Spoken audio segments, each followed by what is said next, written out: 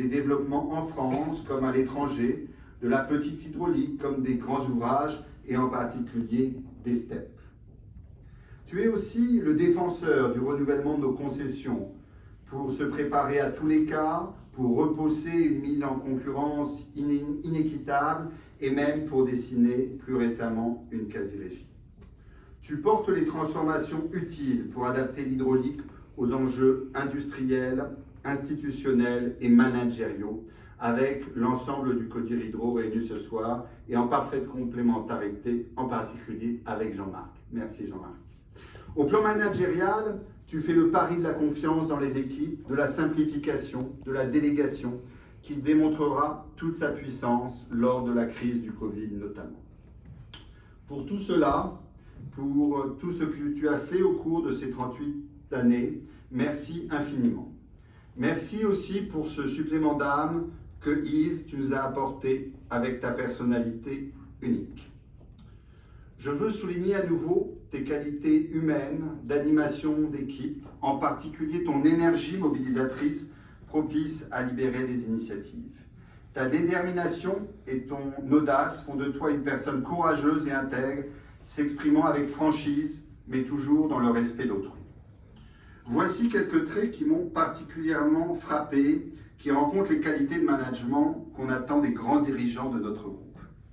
D'abord, ton authenticité, ta franchise, ton enthousiasme, qui peuvent toucher, dans quelques cas rares, à une impertinence positive, voire à un très léger emportement. J'ai bien cherché le mot, mais j'ai fini par emportement.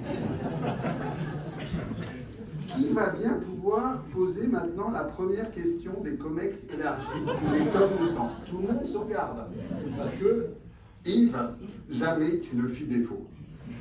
Je me souviens aussi de cette réunion dans un hôtel de la rue de Varenne, dont on connaît désormais la nouvelle locataire, dont les salons feutrés n'avaient jamais connu tant de décibels.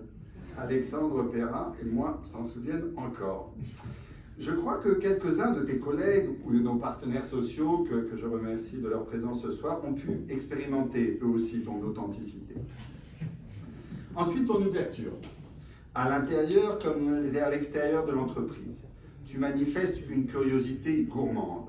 Chaque semaine, à de rares exceptions, notamment pendant l'épidémie évidemment, tu es allé sur le terrain pour connaître nos ouvrages, parler à nos équipes, entendre leurs problèmes et leurs idées. Chaque semaine, je recevais un beau message remerciant chacun par son prénom et tirant les leçons de ta visite. Tu manifestes aussi un grand sens du dialogue avec les élus de nos vallées, et puis des convictions de management sur la responsabilisation, l'innovation, le droit à l'erreur. Enfin, ton engagement.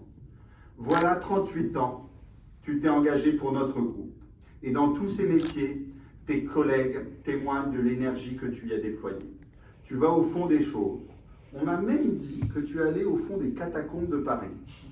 Et qu'on trouve sur Internet un plan dit Géraud, resté célèbre parmi les amateurs de catacombes. Je ne sais pas s'il y en a ce soir. Si. Engagé au plan économique, avec le souhait de fournir notre électricité à son juste coût. Engagé au plan environnemental, à commencer par la neutralité carbone. Engagé au plan social, avec le souci d'inclure le plus grand nombre.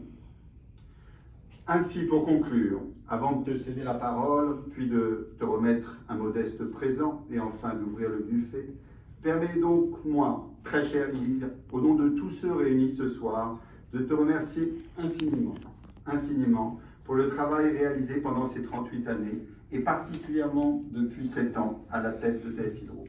Merci aussi pour la façon dont, depuis 3 mois maintenant, tu as voulu et su passer le témoin à Emmanuel Verger, avec tout le professionnalisme, la bienveillance, l'élégance et la simplicité qui te caractérisent. Merci.